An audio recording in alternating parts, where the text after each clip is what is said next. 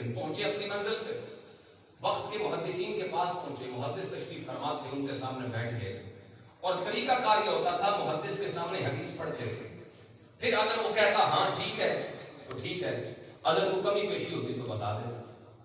اب کہتے ہیں امام ترمذی نے خالی صاف ورقہ، سادہ ورقہ پکڑ لیا اور حدیثیں پڑھنی شروع کر دی، سادہ، بالکل سادہ ورقہ، اور زبانی حدیثیں پڑھ گئے۔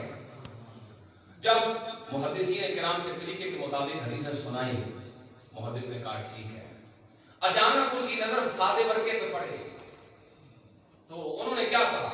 کہتے ہیں اما تستحی، اے ترمذی تجھے حیا نہیں آتی؟ میرے ساتھ مذاق کر رہے ہو؟ لکھا ہوا ہے کچھ نہیں، ایسے ہی پڑھ رہے ہو؟ یہ کیوں تم نے سامنے رکھا ہوا ہے؟ تو انہوں نے اپنی مجبوری کو بیان کیا کہ حضور لکھی ہوئی تھی میرے پاس، لیکن اللہ نے مجھے حافظہ بلا کا دیا ہے، ایک نظر جو چیز دیکھ لوں میرے ذہن میں محفوظ ہو جاتی ہے۔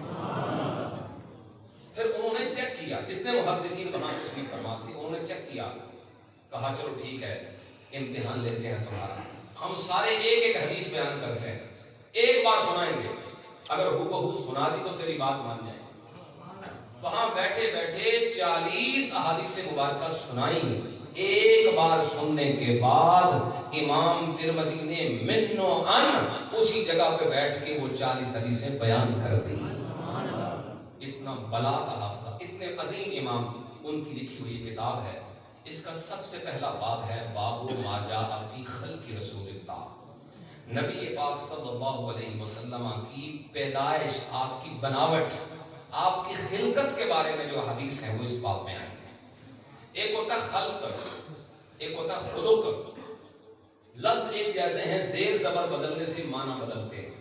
مجھے پتا ہے مزاج سنا کے دوڑے اور لطیفے اور یہ اس طرح کی چیزیں مزاج لوگوں کے بدل دیے گئے، لیکن اس منبر سے انشاءاللہ سیدی اعلیٰ حضرت کے فیض سے آپ کو اللہ کے فضل سے علمی گفتگو بھی سننے کو ملے گی انشاءاللہ۔ یہ یوں نہ سمجھے میں رستے میں سوچتا ہوں یا جمعے کے دن سوچتا ہوں کل کی بیان کرنا ہے، ایسا نہیں ہے۔ اللہ بڑے بول سے بچائے، چھوٹا ہوں، بہت چھوٹا ہوں، محنت زیادہ کرنی پڑتی ہے، یہاں سے نکلتا ہوں تو اگلے جمعے کا عنوان میرے ذہن میں ہوتا ہے کہ کیا کرنا ہے، یہ پورا ہفتہ اس پہ ورک ہوتا ہے، محنت ہوتی ہے، اس کے بعد آپ کی خدمت میں پیش کرتا ہوں۔ علمی گفتگو پہ بھی اپریشیٹ کیا کریں، حوصلہ افزائی ہوتی ہے، محبت سے بولے ذرا سبحان اللہ۔ ایک ہوتا خلق، ایک ہوتا خلق، فرق ہے۔ خلق کہتے ہیں بناوٹ کو، پیدائش کو، بننے کو، اور خلق کہتے ہیں اخلاق کو۔ خلق کا الگ باب ہے، خلق کا الگ باب ہے۔ نبی پاک علیہ السلام کی جسمانی بناوٹ، اس کو الگ مقام پہ بیان کیا، حضور کے خلق، آپ کے اخلاق کو الگ مقام پہ بیان کیا۔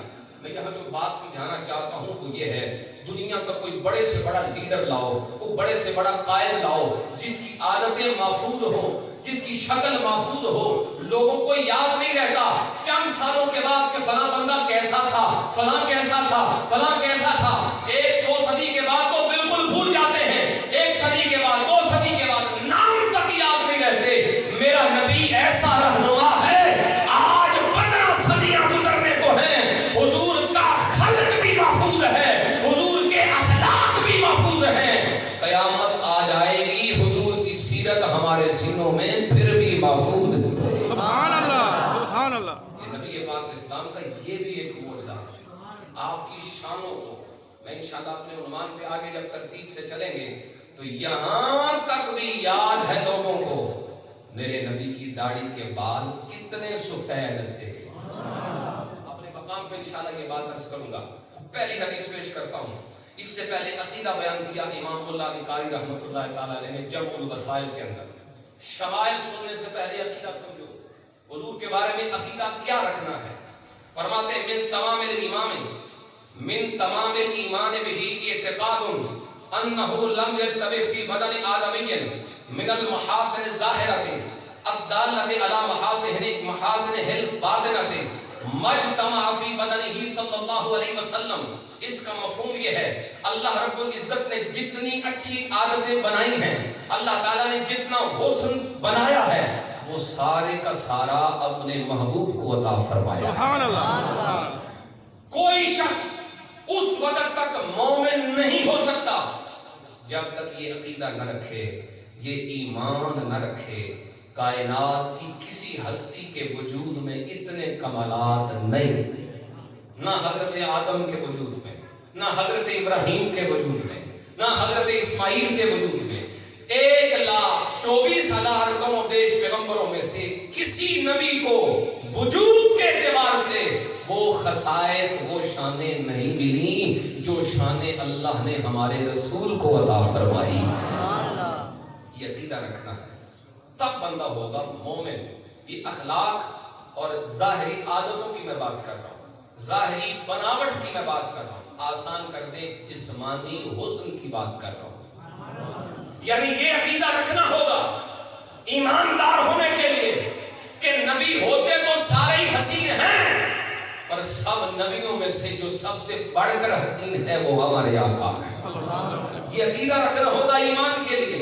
یوں سمجھو اللہ نے جتنا حسن بنایا ہے، بڑی توجہ چاہوں گا اس جملے پہ، اللہ نے جتنا حسن بنایا ہے وہ سارے کا سارا اپنے محبوب کو عطا فرمایا ہے۔ یہ عقیدہ رکھنا ہے تب بندہ ہوگا مومن۔ اچھا، اب ایک سوال یہاں پر اور حدیث شروع کرنے سے پہلے امام اللہ علی قاری رحمۃ اللہ تعالی اس سوال قائم کرتے ہیں۔ وہ سوال یہ ہے کہ کیا حضور کا سارا حسن اللہ نے ظاہر کیا یا نہیں کیا؟ کیا حضور کا جتنا حسن تھا وہ سارا ظاہر ہوا یا نہیں ہوا؟ اس پہ اقوال بیان کرتے ہوئے آخر میں جا کے امام فرماتے ہیں انہو لم یظہر تمام حسنہ، حضور کا سارا حسن دنیا کے سامنے ظاہر ہوا ہی نہیں۔ حضور کا سارا حسن دنیا کے سامنے ظاہر نہیں ہوا، اور اگر ہو جاتا آگے فرماتے ہیں وَإِلَّا لَمَا أَضَاقَتْ أَعْيُنُ الصَّحَابَةِ النَّظْرَ إِلَيْهِ، اگر حضور کا سارا حسن رب ظاہر کر دیتا، کسی آنکھ میں یہ طاقت ہی نہ تھی کہ وہ حضور کے چہرے کو دیکھ سکتا۔ اللہ نے پردوں میں رکھا ہے، جمال محمدی کو رب نے اپنی قدرت کے پردوں میں رکھا ہے، ظاہر نہیں فرمایا ہے۔ اللہ اکبر کبیرہ۔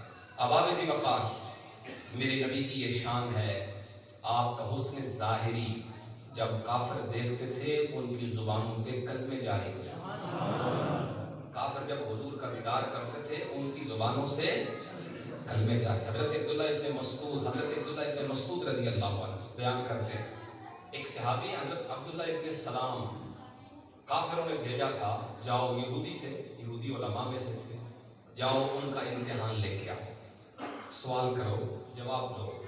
سوال تیار ہوئے، آگے حضور کی بارگاہ میں، آ کے کوئی سوال نہیں کیا، کوئی جواب نہیں دیا، بس حضور کو دیکھا تو جاری ہو گیا اشہد اللہ الہ سبحان اللہ، سبحان اللہ، کلمہ پڑھ کے مسلمان ہو گئے۔ جب آپ اس قوم کے پاس پہنچے نا، یہودیوں کے پاس، انہوں نے کہا بندے خدا تجھے بات کرنے کے لیے بھیجا تھا، کوئی بات تو کرتا، کچھ سوال تو کرتا، کچھ بھی نہیں کیا، اور کلمہ پڑھ کے غلام ہو کے واپس آ گئے۔ حضرت عبداللہ فرمانے لگے میں نے جاتے جب ان کا چہرہ دیکھا نا، ان کے چہرے کی چمک کو اور نور کو دیکھ کے مجھے یقین ہو گیا یہ کبھی جھوٹ نہیں بول سکتے، سچے ہی رسول ہیں۔ اللہ محبت سے بولو سبحان اللہ۔ تو پھر میں کیوں نہ گاؤں جب حسن تھا ان کا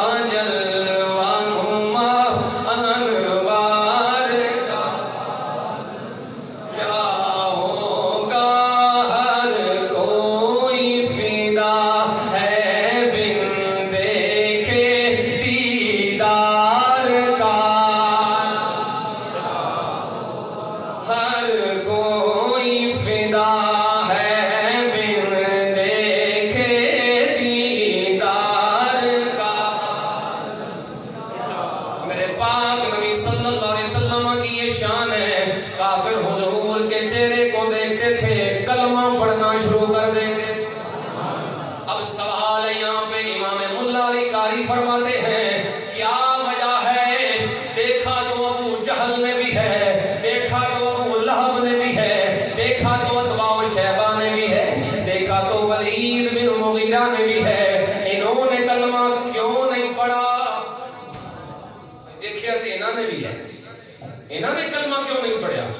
इसका जवाब मेरे परवरदिगार ने कुरान में दिया है। सुनना है कुरान तो बोलो ना, ऊंची आवाज से बोलो सुभान।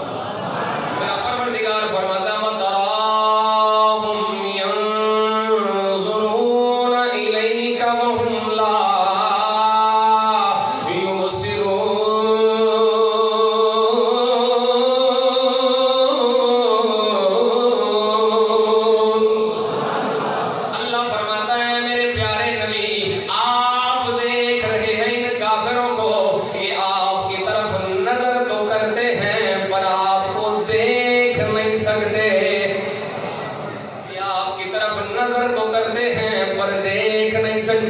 क्या मतलब, बंदा जब किसी की तरफ नजर करता है तो फिर यकीनन उसे देख सकता है। या तो बंदा नबी न हो, नजर काम न करे, अबू जहल भी बीना है, देखने वाला है, अबू लहब भी देख सकता है, सारे काफिर आंखों के ठीक हैं। फिर क्या मतलब है इस आयत का कि नजर तो करते हैं पर देख नहीं सकते।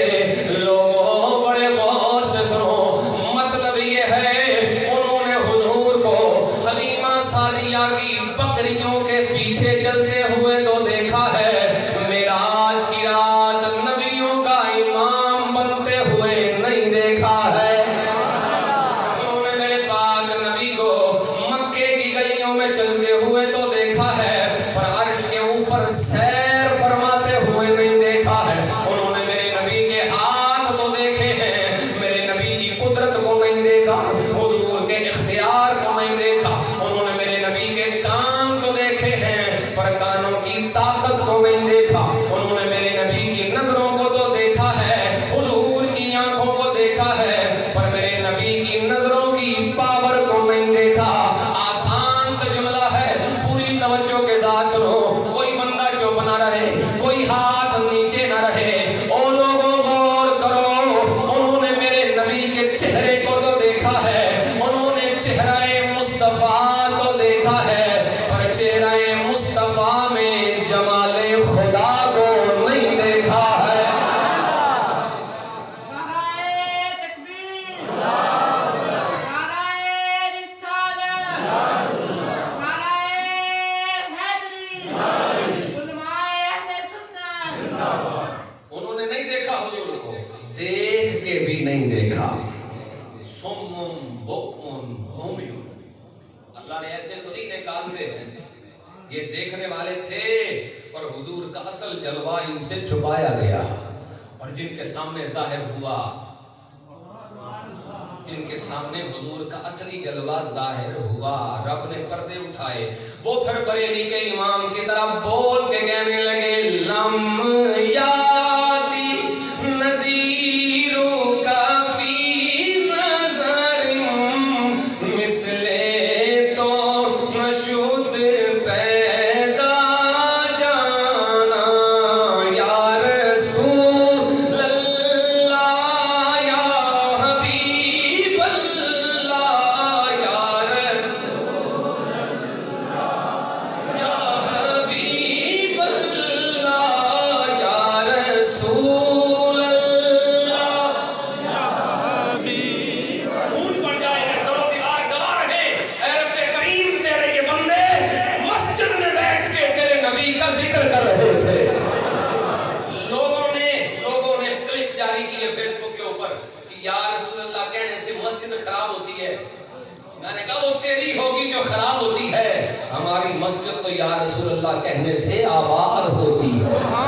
अब पता चले हुजूर के दीवाने बैठे, या रसूल अल्लाह या हबीब अल्लाह या रसूल या हबीब अल्लाह या रसूल अल्लाहु अकबर कबीरा। मेरे पाक नबी को अबू जहल ने देखा तो कहने लगा मेरे जैसा है, अबू लहब ने देखा तो कहने लगा मेरे जैसा है, अब्बा और शहबा बोले हमारे जैसे हैं। लेकिन आओ बताऊं, जब मेरे पीर अली ने देखा तो क्या फरमाया? मेरे मौला अली ने देखा तो क्या फरमाया? मेरे मौला अली फरमाने लगे लम अरा मिथलहु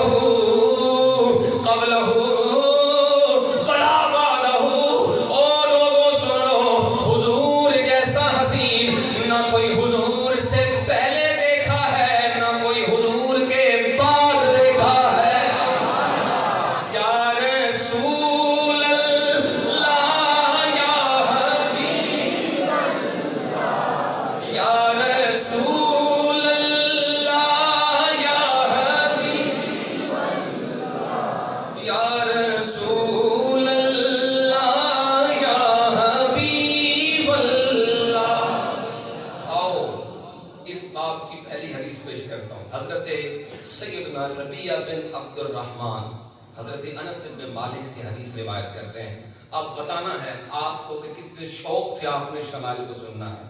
میرے پاک نبی علیہ السلام کا حسن بیان کرتے ہیں. فرماتے ہیں کان رسول اللہ صلی اللہ علیہ وسلم لیس بالطویل البائن ولا بالقصیر.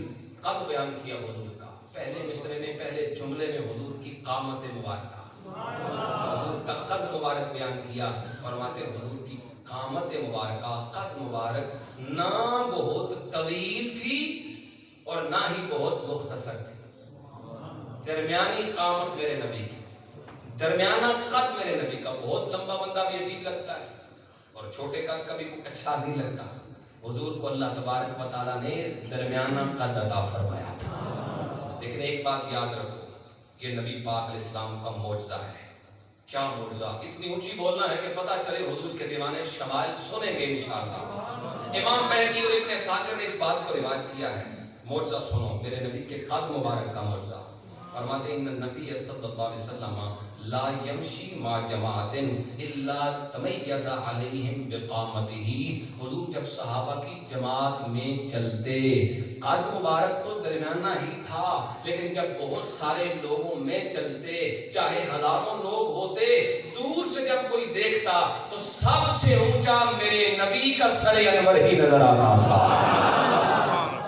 بڑے لمبے لمبے بندے بھی ہوتے بے شک, حضرت عمر کا قد مبارک بڑا طویل تھا, لیکن جب صحابہ میں حضور بیٹھتے نا, سارے صحابہ کرام جتنا بھی قد ہو, نبی پاک علیہ السلام کا قد مبارک زیادہ طویل تو نہیں تھا, درمیانہ تھا. یہ حضور کا معجزہ تھا. جب کوئی دور سے دیکھتا تو سب سے اونچا چہرہ اور سر مبارک میرے رسول کا. سبحان اللہ, اللہ اکبر. اور جب بیٹھ جاتے, کسی مجلس میں بیٹھتے, آپ دیکھیں نا, میں بیٹھ جاؤں یا کوئی اور, آگے پیچھے لوگ بیٹھتے ہیں زمین پہ, تو دور والے کو کوئی پتہ نہیں چلے گا کون کتنے بیٹھا ہوا ہے. قریب آگے اسے ڈھونڈنا پڑے گا وہ کون کدھر بیٹھا ہوا ہے. میرے رسول صلی اللہ علیہ وسلم جب زمین پہ بیٹھتے تھے, صحابہ آگے جھرمٹ بنا کے بیٹھتے تھے. کہتے ہیں کان اذا جلس یکون کتفہ اعلی من المجالس. نبی پاک صلی اللہ علیہ وسلم کے کندھے مبارک, قد مبارک درمیانہ تھا, لیکن یہ معجزہ ہے حضور کا.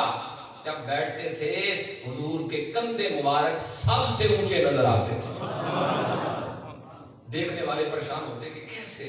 اللہ تعالیٰ نے آپ کو یہ شان خاص طور پہ عطا فرمائی ہے. حضور کے کندھے مبارک پہ اعلیٰ حضرت نے ایک بات کی ہے, بڑی پیاری بات ہے.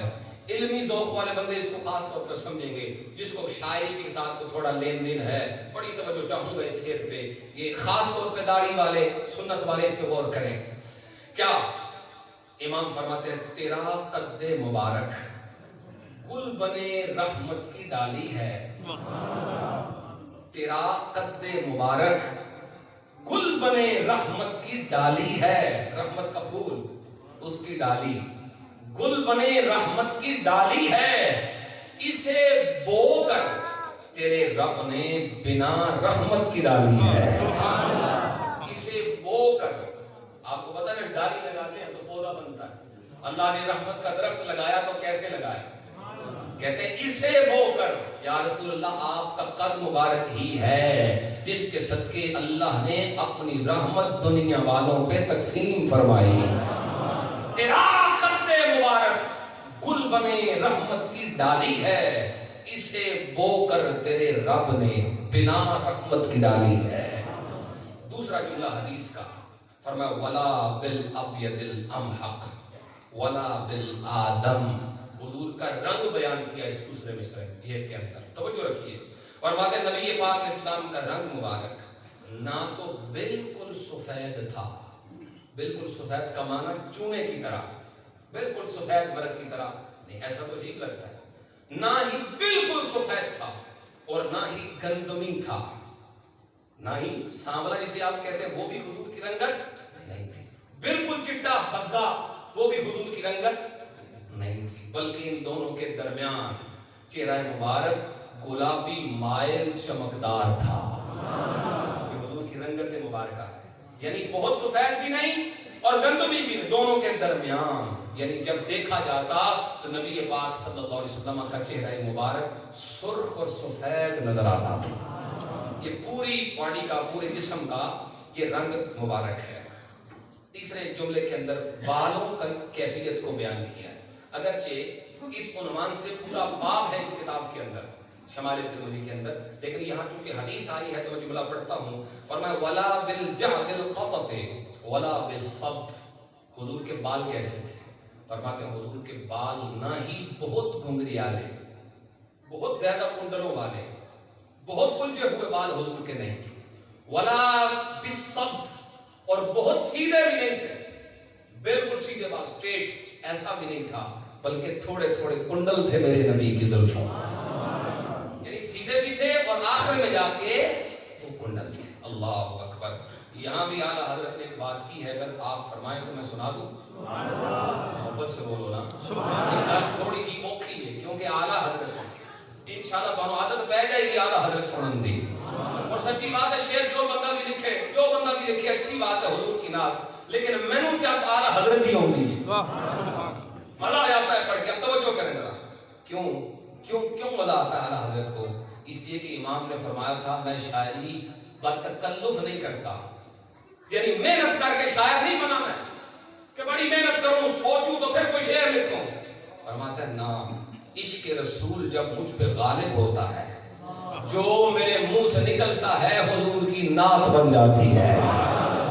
یہ لکھوایا گیا حضور سے خود لکھوایا گیا سیدی اعلیٰ حضرت سے۔ فرماتے ہیں یاد گھیسو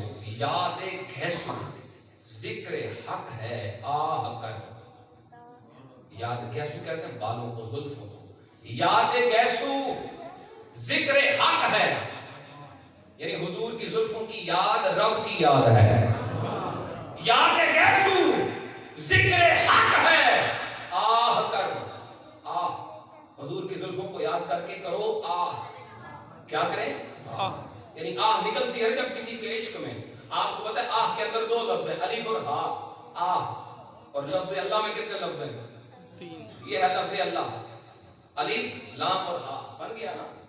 آہ کر، الف بھی ہو گیا اور ہا بھی ہو گئی، رہ گیا لام، نہیں سمجھے بات؟ آہ کی جب تو دو تو ہو گئے نا، کہتے ہیں یاد گیسو ذکر حق ہے آہ کر، جب آہ کیا تو دو لفظ بن گئے، رہ گیا لام، تو کہا لام کہاں سے آئے گا؟ آپ فرماتے ہیں تم اتنا ہی کرو، یاد گیسو ذکر حق ہے آہ کر، دل میں لام پیدا ہو ہی جائے گا، دل میں لام پیدا ہو ہی جائے گا۔ تو حضور کے عشق میں آہ آہ کرتا رہے، دل میں پیدا لام ہو ہی جائے گا، یعنی ذکر اللہ بن ہی جائے گا۔ اللہ کیا کمال شعر ہے، محبت سے بولو ذرا سبحان اللہ۔ حدیث کا چوتھا جملہ، توجہ ہے میرے بھائی، مشکل تو نہیں ہو رہا؟ اچھا، بعثہ اللہ تعالی علی رأس 40، فرماتے اللہ نے حضور کو 40 سال کی عمر میں مبعوث فرمایا۔ یار لوگوں نے سمجھا 40 سال کی عمر میں مبعوث فرمانے کا مطلب یہ ہے 40 سال تو بھائی پتہ ہی کوئی نہیں کہ نبی ہیں کہ کوئی نہ، 40 سال کو بعد پتہ لگا، ایسی حدیثوں کو پڑھا اور یہ معنی کر دیا۔ میں نے کہا ایک نہ پڑھو ساری پڑھو، ایک نہ پڑھو ساری پڑھو۔ اگر یہ فرمایا گیا 40 سال کے بعد بعثت ہوئی تو اس کا مطلب یہ نہیں ہے کہ پتہ ہی 40 سال کو بعد لگیا، اس کا مطلب یہ ہے اعلان کا حکم 40 سال کے بعد آیا۔ کیا اعلان نبوت 40 سال کے بعد؟ یہ آپ کو ہمیں سب کو اسکول کی کتابوں میں یہی پڑھایا گیا، کوئی کتاب اٹھائیں حضور 40 سال کے بعد نبی بنے، میں کہتا نبی پاک کا فرمان پڑھو تو صحیح۔ حضور سے پوچھا گیا، مسند احمد کی روایت، مصنف ابن ابی شیبہ کی روایت، یا رسول اللہ متا وجبت لک النبوہ، حضور آپ کب نبی تھے؟ بولو نا، حضور آپ کب نبی تھے؟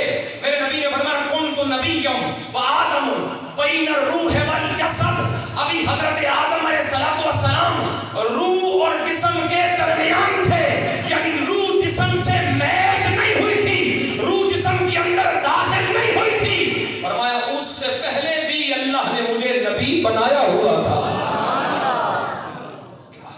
کیا خبر ہے لوگوں کو، عجیب باتیں کرتے ہو 40 سال کے بعد۔ آؤ تمہیں میں پاک نبی کا فرمان سناؤں، محبت سے بولو سبحان اللہ۔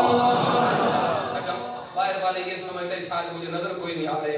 بے شک آپ تھوڑے دور ہیں لیکن نظر آ رہے ہو. محبت سے بولو آپ بھی سبحان اللہ. میرے پاک نبی کا فرمان سنو. حضور فرمائیں عند اللہ مکتوب خاتم النبیین وان آدم لمنجدل فی طینتہ. میرے پاک نبی فرمانے لگے ابھی آدم علیہ السلام مٹی اور پانی کے درمیان تھے. ابھی ان کا خمیر گوندا جا رہا تھا. اللہ کریم نے اس وقت فیصلہ فرما دیا تھا, اس وقت لکھ دیا تھا, تحریر کر دیا تھا. لوگوں بڑے غور سے سن لو, میرا رسول صرف نبی نہیں ہے بلکہ نبیوں کا امام بن کے آنے والا ہے. خاتم النبیین. فرمایا یہ فیصلہ اس وقت ہو گیا تھا, صرف نبی ہونے کا نہیں, آخری نبی ہونے کا. نبی یہاں تو بات کی بات ہے. فرمایا انی, میں اس وقت مکتوب تھا, لکھا گیا تھا, اللہ کے ہاں فیصلہ ہو چکا تھا, یہ نبی صرف نبی نہیں آخری نبی بن کے آنے والا. تو حدیث کے ظاہر میں جو اعتراض ہوتا تھا وہ میں نے جواب دے دیا. اب اگلا جملہ سنو, آخری جملہ ہے اس حدیث کا. فرمایا قام بمکہ, اگر جاگ کے بیٹھو گے تو پھر اس حدیث کی سمجھ آئے گی. قام بمکہ 10 سنین, 10 سال مکے میں رہے, یہ ترجمہ ہے. 10 سال مکے میں رہے. وبالمدینہ 10 سنین, اور 10 سال مدینے میں رہے. فتوفاہ اللہ علی رأسی 60, اور 60 سال کی عمر میں آپ کی وفات ہوئی. حدیث کا ترجمہ سمجھ آ گیا. اب آپ کو اعتراض آنا چاہیے کہ حدیث میں تو ہے 10 سال مکے رہے, ہم نے تو پڑھا ہے 13 سال مکی زندگی ہے. حضور کی 53 سال زندگی مکے میں گزری, پتہ ہونا چاہیے نا بھائیو. حضور کی 53 سال زندگی مکے میں گزری ہے. 10 سال بعثت کے بعد اسے کہتے ہیں مکی زندگی. 10 سال 13 سال نبی پاک صلی اللہ علیہ وسلم نے اعلان نبوت کے بعد مکے میں گزارے, اور 10 سال آخری عمر کے حضور نے مدینے میں گزارے. تو کل 23 سالہ زندگی ہے بعثت والی زندگی. اس سے پہلے کی 40 سالہ زندگی ہے نبی پاک علیہ السلام کے اعلان نبوت فرمانے سے پہلے کی زندگی. بات سمجھ میں آ رہی کہ نہیں آ رہی؟ لیکن حدیث میں یہ ہے 10 سال مکے رہے, 10 سال مدینے رہے, اور 60 سال کی عمر میں وفات ہوئی. آپ کو پتہ ہے حضور کی عمر کتنی تھی؟ 63 برس. حدیث کی یہ 60 ماندے. اب ذرا سمجھو اس کا جواب. پہلے تو یہاں یہ سمجھ لیں 13 سال ہے مکی زندگی, اعلان نبوت کے بعد کی بات کر رہا ہوں. 13 سال ہے مکی زندگی, اور 10 سال ہے مدنی زندگی. گویا مکی اور مدنی میرے نبی کے 2 نام ہیں. مکی اور مدنی حضور کی 2 صفتیں ہیں. ایک بڑی خاص بات کرنے لگا ہوں, اگر آپ توجہ فرمائیں, اور میرا خیال ہے سنی نہیں ہوگی آپ نے, پہلے پوری توجہ چاہوں گا. آپ کو پتہ ہے سورتیں قرآن کی کچھ مکی ہیں کچھ مدنی ہیں. یہ مکی سورتیں کیڑیاں ہوئی ہیں؟ عام طور پہ یہی ہے جڑیاں مکے چ نازل ہوئیاں وہ مکی ہو گئیاں, تے جڑیاں مدینے چ نازل ہوئیاں وہ مدنی ہو گئیاں. انج نہیں, انج گل نہیں. کیونکہ کچھ سورتیں قرآن دی ایسیاں بھی ہیں جڑیاں نہ مکے چ نازل ہوئیاں تے نہ مدینے چ نازل ہوئیاں. جی, جو بدر میں آیتیں نازل ہوئی انہیں کیا کہو گے؟ جو احد کے میدان میں آیتیں نازل ہوئی, جو مکے سے باہر رستوں میں نازل ہوئی, انہیں کیا کہو گے؟ وہ تو نہ مکے میں ہے نہ مدینے میں, پھر ان کا نام کچھ اور رکھ لو. اصل بات یہ نہیں, مکے میں جو نازل ہوئی یہ ضروری نہیں کہ وہ مکی ہیں, ورنہ نبی پاک صلی اللہ علیہ وسلم جب ہجرت فرما چکے تھے اس کے بعد جتنا قرآن اترا ہے وہ سارا مدنی قرآن. اب جب ہجرت فرمانے کے بعد کبھی حضور مکے واپس نہیں آئے؟ آئے نا بھائی, حضور مکے واپس آئے نہیں کہ نہیں آئے؟ فتح مکہ کے دن بھی آئے ہیں, عمرہ کرنے بھی, حج کرنے آتے رہے ہیں کہ نہیں؟ تو اس کے بعد جو آیتیں اور وحی نازل ہوئی وہ کیا ہے؟ وہ مکی ہے کہ مدنی؟ اب اصل بات آپ کو بتاؤں کہ مکی اور مدنی صورتیں بنی کیسے ہیں. میرے نبی کے 2 نام ہیں, ایک ہے مکی ایک ہے مدنی. زندگی کے 2 حصے ہیں, ایک ہے مکی زندگی ایک ہے مدنی زندگی. جو صورتیں حضور کی مکی زندگی نہ اتری وہ مکی ہو گئی, جو صورتیں میرے نبی کی مدنی زندگی نہ اتری وہ مدنی ہو گئی. یہ مکے اور مدینے کی وجہ سے صورتوں کے نام مکی مدنی نہیں, میرے نبی کی صفتوں کی وجہ سے ہے.